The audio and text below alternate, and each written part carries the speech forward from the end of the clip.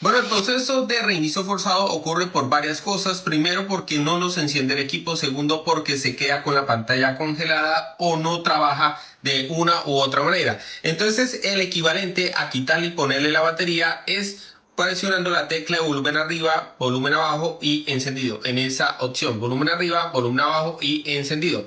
Entonces sería 1, 2 y 3. Mantenemos sostenido hasta que el equipo automáticamente va a hacer ese reinicio. Se van a dar cuenta que lo va a hacer sin ningún tipo de problema. Ahí nos está iniciando nuestro iPhone y ya podemos trabajarlo muy fácilmente.